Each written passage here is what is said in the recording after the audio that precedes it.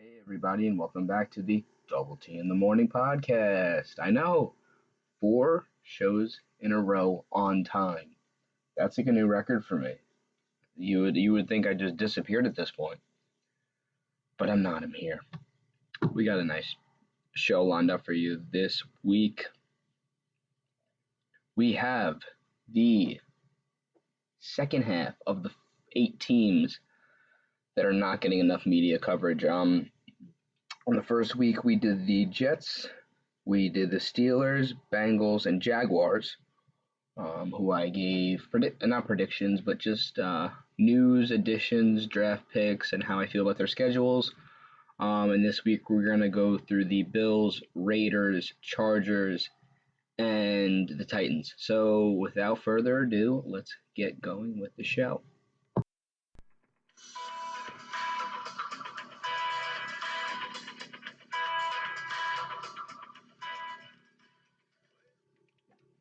Hey everybody, welcome back to the show. Again, y'all boys, Florida Georgia Line, in the beginning. Kind of like that riff.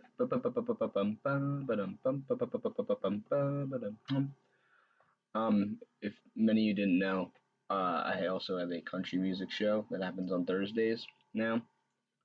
Tune into that if you like music, of any kinds, or mostly country music. That's mostly what I talk about, but kind of goes over a lot of all music and like lists, just kind of in the business of music and everything else. But that's not what we're talking about today. We're talking about football today. We're talking about the teams that, when you look at them, they got better, most of them, except for maybe some of them. But mostly, this is the time of year where all 32 teams are saying, this is our year. And without further ado, let's get started with my first. Well, first of all, how's everybody doing? I hope everyone's well. I hope everyone's safe. I hope everyone's staying safe with everything that's going on. But that's not what this is about. This is about having fun, talking football. So, the Bills made a huge splash in free agency. We're going to talk about the Bills, obviously. Bills made a huge splash in free agency, making some big-time moves and also some underrated moves that were kind of sneaky good. They beefed up their defensive line by signing Mario Addison from the Panthers, Vernon Butler, also from Carolina, and then Quentin Jefferson from Seattle. They beefed up that defensive line. Mario Addison's kind of getting up there in age. So is Vernon Butler, but Quentin Jefferson's still a young guy. And he could add some young talent onto that defensive line. They also added A.J. Klein to help their linebacking core a bit. I think the Bills really did a nice job this offseason by improving their defense a lot. You also see that they added Josh Norman and E.J. Gaines in hopes to try to fix their cornerback 2 spot on the opposite side of Tre'Davious White. I honestly really like Josh Norman's play when he was a younger guy. Now he's getting older. Some of his movements are kind of slow. He's not quick off the ball. E.J. Gaines is really a nice young player. Maybe learning from Josh Norman and from Tre'Davious White, he become a really nice cornerback too on the other side of that Bills defense. They also improved their offensive line by signing Quentin Spain and Tyler Matekovich. That was to prove that right side of the offensive line. Quentin Spain spent the earlier part of his career in Tennessee, and just a solid offensive guy. That's really all they did in free agency. But in the draft, they didn't have a first-round pick. I don't really remember why. It's not like they got anyone, honestly. But in the second round, they grabbed A.J. Epinesa out of Iowa, who to bolster that defensive line, who was shocked fell all the way to them. I thought maybe Detroit or maybe even Seattle in the first round would have grabbed him. And it was a really nice prospect out of Iowa. I really liked him, but he fell, unfortunately, to some fans. But he's going to make that defensive line real nice again. Of course, add some young talent to the end of that line, to the edge. And in the third and fourth round, they went full offense with the addition of Zach Moss from Utah State to try to add some diversity to that backfield with the other third year, Devin Singletary And then they went wide receiver Gabriel Davis out of the University of Central Florida to lead that wide receiver line because there's no one else there that maybe might have gotten signed from the Vikings who was really unappreciated there. And I think his new role, I'm talking about Stephon Diggs. He was signed with the first round pick. I think he's totally worth the first round picks. The Bills finally have a wide receiver who's going to get the attention. This is like a perfect match. Stephon Diggs wanted out of the Minnesota. There was some beef going on there. He wasn't getting the ball enough. They weren't giving him much attention there. So I think him coming to Buffalo is really going to give Josh Allen a nice weapon on the outside. And then Gabriel Davis out of University of Central Florida could add some young speed onto that team. But and not to mention they grabbed Jake Fromm from Georgia State with the 5th round pick, who everyone's freaking out about. But let's be honest here, the Bills love Josh Allen. I think people in Buffalo love Josh Allen too. Just the security if something happens to him. Like I think Jake Fromm is going to be a nice backup. Not as good as Nathan Peterman was, but it shows that you don't really need a backup quarterback in this league. You can just slot in a guy like Nathan Peterman, you'll be fine. So grabbing Jake Fromm from Georgia State doesn't really make a lot of sense because backup quarterbacks don't matter. Sarcasm, a lot of sarcasm in this show already. But if you hate it, then that's fine. That's whatever. We're gonna move along to the Bills' schedule, which starts off pretty easy and ends off pretty easy. Their first 2 games, they open up at home against the Jets, who I think are going to be mediocre. Then their second game is away at Miami, which is going to be a little bit of a tough game to play, and still kind of the summertime in Miami. It's going to be nice and hot there. They go on a little bit of a flippity flop. They are home versus the Rams, away at the Bills, away at the Titans, home at the Chiefs, away at the Jets, and home at the Patriots. So it's a flip flop. Looking at the Bills' schedule, I think they are in sole territory to take this division. I think they're in the best shape that they are to grab the division. I'm never going to say the Patriots aren't going to be good because honestly, you always say they're going to be bad and they always wind up making the playoffs and being decent or even better than decent and making a really nice run. So I'm not even going to say anything about the Patriots because I don't even know. But they play 2 against the Jets. They play 2 against the Dolphins. They play 2 against the Patriots in air quotes. They also have games against the Steelers, who I think are going to be okay. The Raiders, who are going to be okay. The Rams, who are going to be okay. The Titans at home, which is going to be a tough game. But they also play. They have a pretty tough schedule. Their division is not going to be hard. If they can take some games in the division, I think they'll be okay.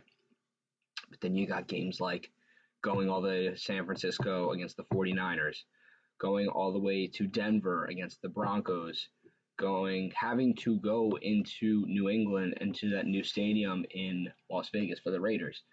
Not to mention playing teams like the Chiefs, the Seahawks, the Cardinals, who are a total coin flip. You don't know what they're going to be.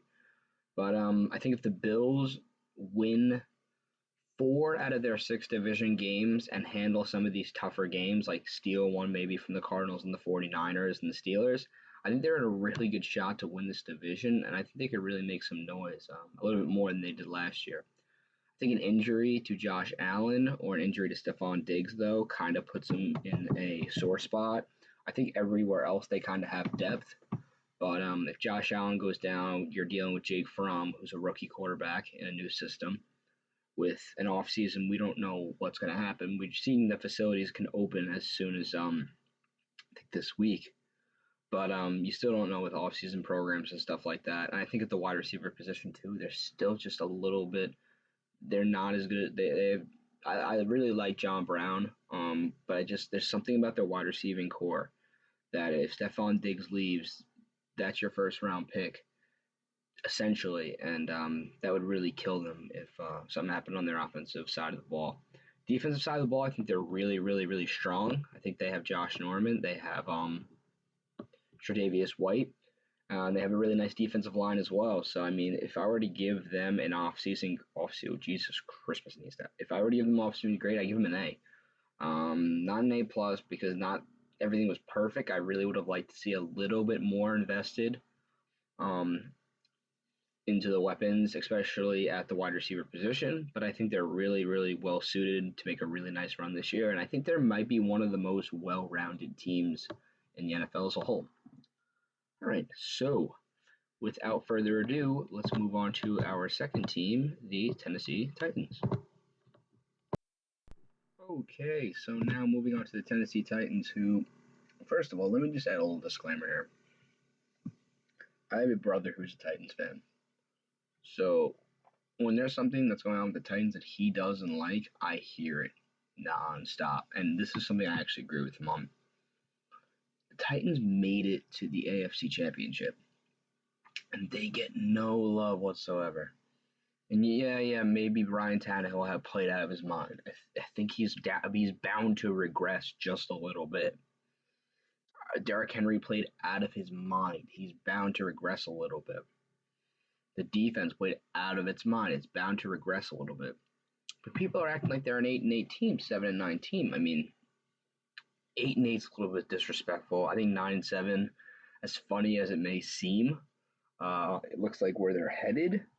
I just think I think a lot of stations are moving into the Bucks and the Patriots and the Broncos even. That's why I didn't add them here. All I hear is about how they drafted offense in pretty much every single round. I cannot bear to hear it anymore. It's getting kind of annoying, honestly. But besides that, let's move on to what happened with the Titans. They cut Delaney Walker, Dion Lewis, Ryan Succop, and Cameron Wake. That Delaney Walker cut is really going to sting for some longtime Titans fans. That guy's been around for a while, and it's definitely tough to see him go. But in some good news, they retained both Derrick Henry and Ryan Tannehill via a 4-year contract and a franchise tag, respectively. I think it should have been the other way around, to be honest, but I think Ryan Tannehill was looking for a 4-year deal. I don't think he wanted to be tagged, which Henry, I don't really think he cared, honestly. I think he's going to make his money either way. But I just hope Derrick Henry stays in Tennessee after they lose him. You're going back into kind of this figuring out your identity with Tennessee. And with their coach, I'm blanking on his name, but we're just going to continue. That's his idea of an offense is grit and running the ball and stuff, and I think losing Henry would be losing that identity. But continuing on, they retained both linebacker Kamalea Correa and offensive tackle Dennis Kelly, and not to mention Anthony Firkser. If anyone knows who Anthony Firkser is, he caught 2 big touchdowns in the playoffs, and no one really expected him to do anything, but I think he's their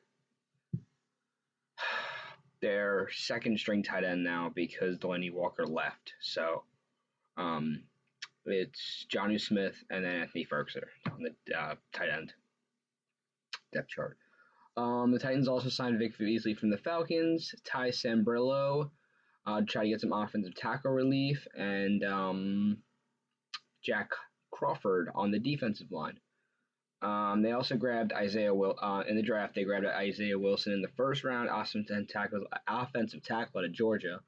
You could obviously tell that losing Jack Conklin was a huge hit to Tennessee. I think he's probably top 3 offensive lineman in the NFL right now. I really like Conklin. He's young too, so the wear and tear on him is very minimal. But you could tell that losing Jack Conklin was a big hit to them. In the second round, they went Christian Fulton, quarterback out of LSU, who I watched tape on actually. I was really actually very happy with. A lot of the cornerbacks that went before him, I don't really see why. He's got good footwork. His vision's real nice, and he could have easily been a first-round talent if the need for cornerback was a little bit higher. And in the third round, they went Darrynton Evans out of Appalachian State. Everyone was like, "Hey, you have Derrick Henry." What? Even Titans fans like, "Where you have Derrick Henry? What does this mean? What does this mean?" Calm yourself. What happens if Derrick Henry gets hurt? I don't even know who was behind it. It was Dion Lewis, but Dion Lewis is gone. Now, let's be honest. Derrick Henry is not a huge catching passes out of the backfield kind of guy. So I think with Darrington Evans of Appalachian State, Sam Martin, the alum, sorry, got a little off track there. I think he adds a nice third dimension to that defense, which is the passing, the running, and then the kind of the safety valve out of the backfield kind of option with the passing game too. And not to mention the cannon of an arm, Cole McDonald at Hawaii State. We are going to try to ignore the fact that every quarterback out of Hawaii, similarly with Oregon, has flopped. Um, Mariota, Brad Kaya, but we're not going to talk about that. We're not going to talk about. Cole McDonald is a fun player to watch, especially because Hawaii had a big passing offense this year. Guy's got a cannon of an arm. He'll be fun to see if he even makes the roster. But they had three seventh round picks, and I think some people were pretty happy with the pick of that with that pick. Jeez. After looking at the Titans' schedule here, we see something that looks pretty interesting. Their first two games are winnable. We have a 10-10 start. They start the game on that second Monday night doubleheader game against the Broncos in Denver. Winnable. Titans against Jags. Winnable. I'm gonna put this out here right now. I look at this schedule, and every game on here is a winnable game for them. And they have some gimmies against the Jaguars twice, against the Bengals. They play the Bears too, who I think are really not going to be great this year, to be honest with you guys. They play my Lions, which let's hope it's not an easy gimme game. And they play a lot of their tough games at home. The one exception to that, I'd say, is that they have to go on the road to Baltimore for a rematch, which I'm really excited about that game. Big revenge game for Lamar, and it's big offense versus big defense. That'll be a fun game. It'll be run the ball a lot. Hopefully that one's on national television. But yeah, a lot of their tough games are at home. They're at home against the Colts. Well, I mean that's his division game, but at home against the Steelers, at home against I retract that statement. Actually, a lot of their tough games are away. They play the Packers away in Lambeau in the middle of December, in the dead of winter. They have to go on the road and play the Ravens away. They have to go on the road and play the Vikings in Minnesota. They have to play at Mile High in the first year of the season. That's going to really stink at like 10:10 at night, which is a later game. But I think every game on the schedule is winnable for the Titans. I'm going to give them a B because they lost Jack Conklin and a couple key players. I think their additions, they kind of just added some depth to the roster, nothing too crazy, but I think they had a pretty nice offseason. Alrighty, and now we are moving on. Oh my god, my voice just sounds so weird there. It was like, I got like something stuck in my throat. That was weird. We don't edit here. We don't edit. We keep that in. Show that we're human. So next team we're gonna be talking about is the Raiders, the Las Vegas Raiders. First of all, moving to Vegas, that's really cool. I think everyone in conjunction with is like thinks that this is gonna be a good move for the league. Not necessarily Raiders fan, but I think for the league, moving a team to Vegas was just inevitable. That's going to be awesome for people who are traveling out there. Now it's just not casinos and everything. There is actually a sports team in Vegas to complement the Golden Knights now, so that'd be cool. And obviously with football being the biggest, as big of a market as it is, it's only going to make the NFL more money and the suits more money. So, we're all happy about that. But Raiders, in terms of football news, They went defense a lot. They went a lot of defense in free agency. They got Corey Littleton from the LA Rams. They also got Nick Kwiatkowski from Chicago, who's a really solid run defender. Um, he's good at clogging up the middle. I watched a little bit of tape on him. Um, I'm going to mention this at the end again, but a lot of players are from the Vikings and the Bears. I don't know, NFC North. A couple Packers players too, as we'll get into a little bit later. But I feel like the NFC has lost a lot of players, except for Detroit. In all honesty, and that's just my bias, just being completely honest. As far as teams that I've been looking up, a lot of NFC North players are on the move. On the defensive line, they ended up with Mark Collins from the Dallas, and on the edge, Charles Nassib.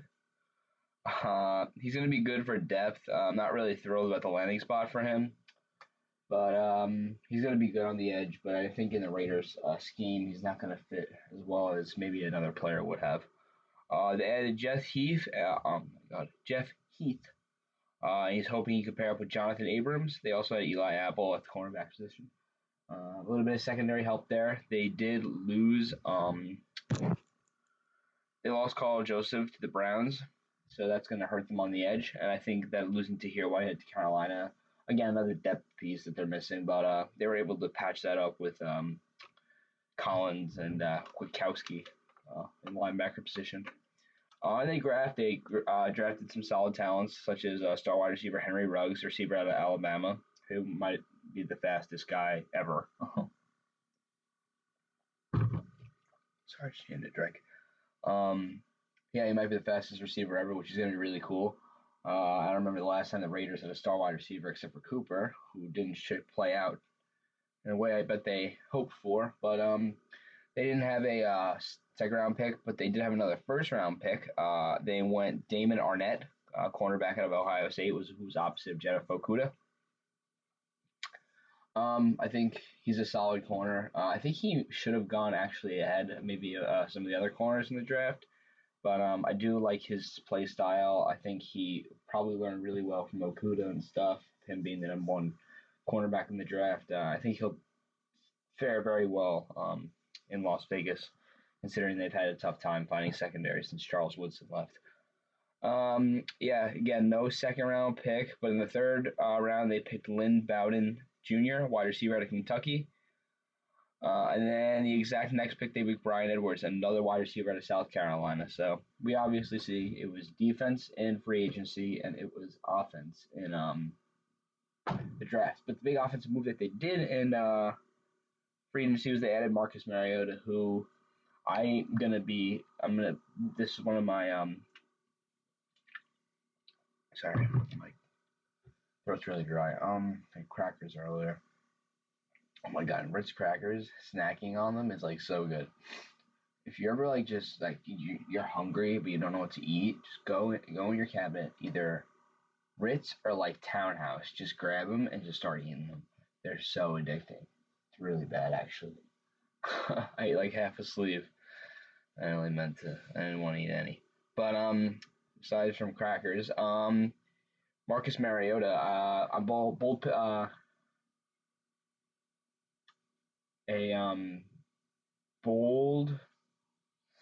Oh, what do they call it? I'm like totally blanking right now. Well, like my leap of faith, like the big thing I think is gonna happen. I think Mariota will be the starter by week 5.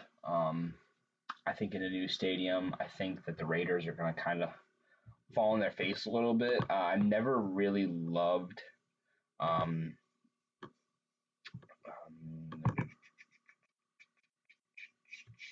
Oh my gosh, man! I am totally screwing this right now. I have to be more prepared. Derek Carr. My God, it finally came to me. I don't think Derek Carr is going to work out. I never really liked him, to be honest. I think he kind of put a lot. I think people tried to save him because he was a draft pick. I think they kind of put a lot on the receivers. But yeah, I think by week 5, Mariota is going to be, or like maybe 7, Mariota is going to be in that starting role for the Raiders.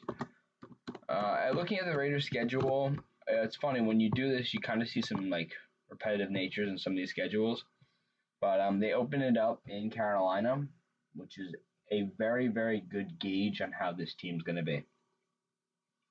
Everyone thinks the Panthers are rebuilding. I don't think they're rebuilding. I think they're kind of repurposing.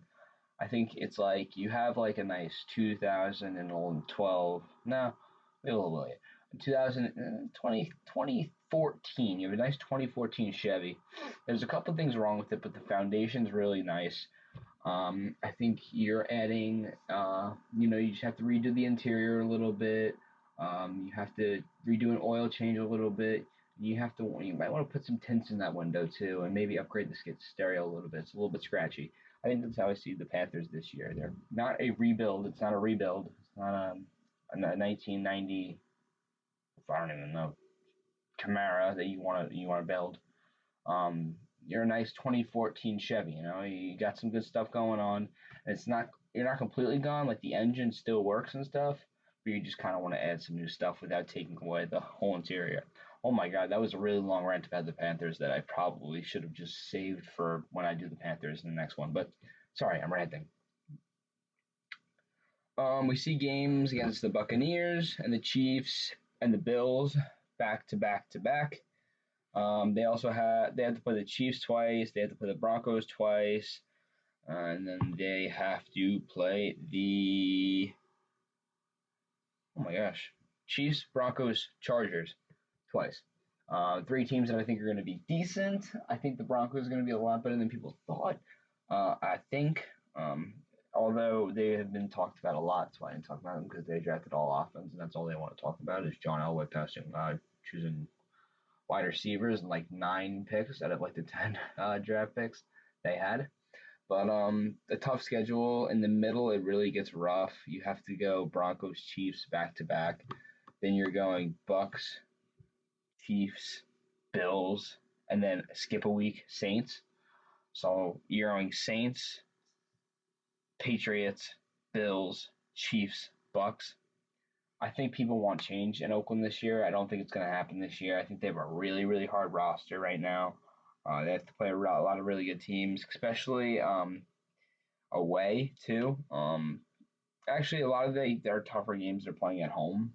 But again, like the Chiefs in Arrowhead, like no one really wins in Arrowhead, so that's a loss right there. They're gonna have to split a lot of divisional games. I just don't think they're at the level that they want to be. I think this team still needs 2 more years, maybe 3 more years, and if Mariota pans out, maybe 2.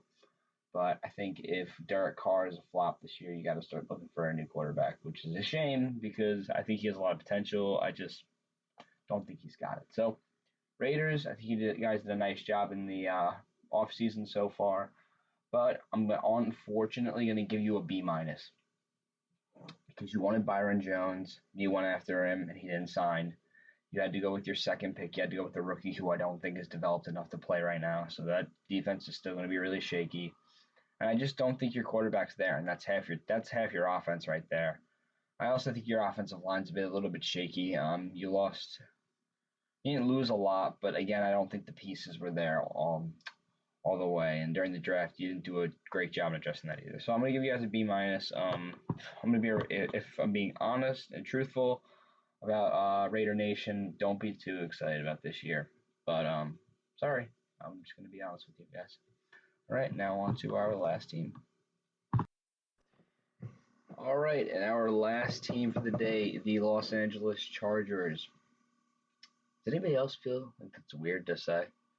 It just doesn't really feel good. It just feels weird. I mean, coming off my tongue, but whatever. That might just be me, but I think it is a lot of other people too.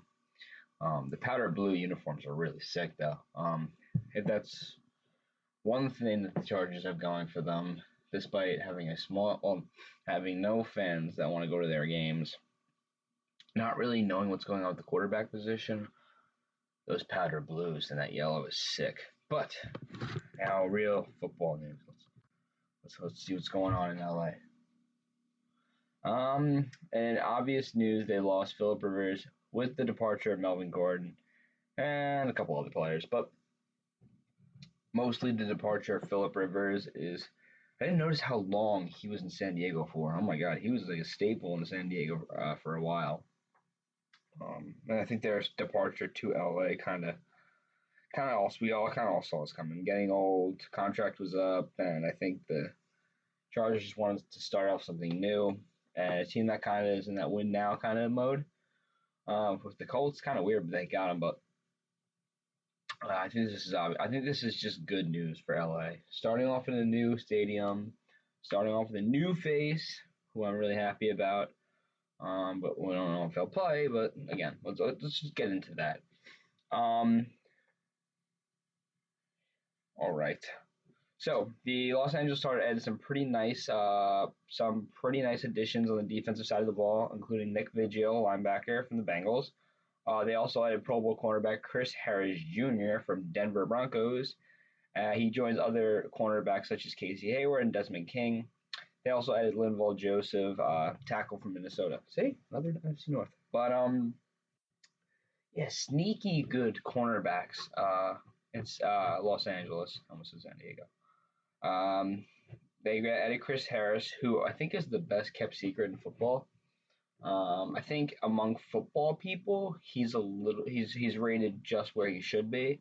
I think for novice fans, I think he's very underrated. And I think if you're a fan of football and you pay attention to the game, I think this is really exciting for you. I think people who are just kind of casual viewers don't really get too excited about that, but I really think he's one of the best kept secrets in the defensive world for non big football watchers. And then on the offensive side of the ball, they added Brian Bulaga from Green Bay, another NFC North guy. Listen, it's just speculation, man.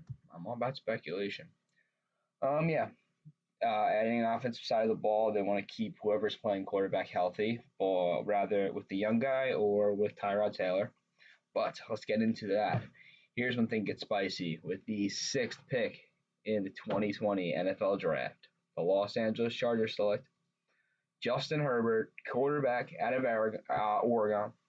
I really, really, really like this pick. I watched Justin Herbert. I watched a lot. I don't watch highlights. I watch game film. I think it's a better way to gauge it. I'm just saying, like right now, to get hyped, obviously, you want to watch your players' highlights. But what I learned from doing this is you want to get a good gauge. You have to look at it like you're dissecting the play. And you want to dissect a decent play, like a 5-yard pass or a 10-yard pass, not a bomb that he throws right in the money. Those are where your intangibles come from when you're talking about quarterbacks. But if you want to just see what his attributes look like, you want to look at just a basic 5-yard dump play or something like that. Those are the best way to gauge what your quarterback looks like. But yeah, I watched him. He looks really nice at Oregon, but then again, we have the curse of the Ducks quarterbacks, man. Can he break this? Well, we don't know because Tyrod Taylor is officially the starter. Another maybe bold pick. I think Herbert will start by week 6. I think there's a lot of talent on that offensive side of the ball with Hunter Henry, Keenan Allen, and Mike Williams. I think people are going to want to see the young guy step in. I don't think it's going to be a knock on Tyrod Taylor at all. I think it's just going to be people itching to see the new guy. They didn't have a second or a third round pick, but in the 4th round with the 12th pick, the Chargers selected Joshua Kelly, running back at UCLA. Listen, another piece alongside of Austin Eckler. I really really like Austin Eckler the way he plays. I think Joshua Kelly is a really nice compliment for him. I'm sorry. They had another 1st round pick. The 23rd pick they sent to us selected Kenneth Murray, linebacker out of Oklahoma. Say what you will about this pick. I think it's just a nice. I think it's nice linebacker to allow to put in that jack role and apply more pressure and help Joey Bosa out on the line. I think the Chargers have a sneaky good defense this year. I think they have a sneaky good offense this year.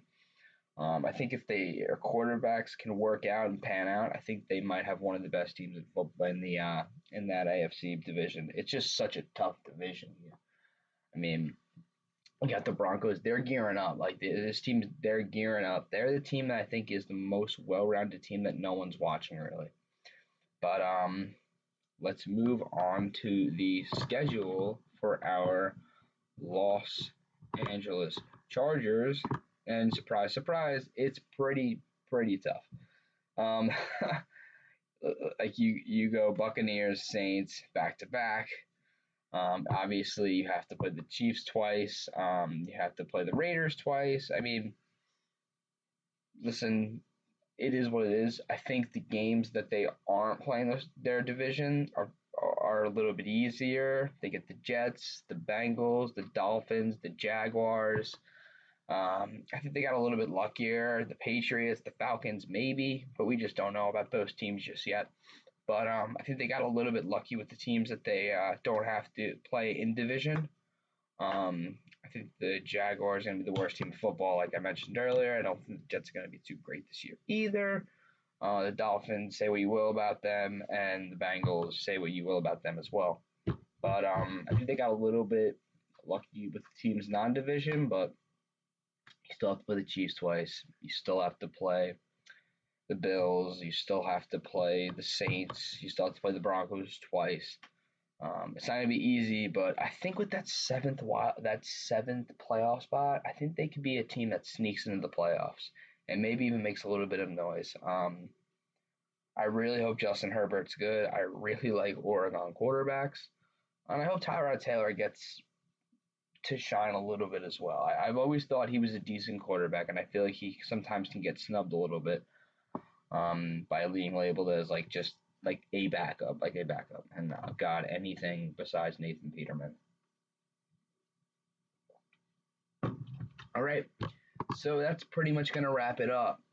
This ran a little bit longer than I wanted to, but I always want to give you guys the best analysis that I can give. Please, if you have anything that you want to tell me, if you want to give me suggestions, if you want to tell me what's good, even what's bad, some constructive criticism. I'm still really early at doing this. Anything is appreciated. So thank you guys so much for listening, and I will see you in a couple days with the country music show. So thanks, guys, and stay safe and peace out.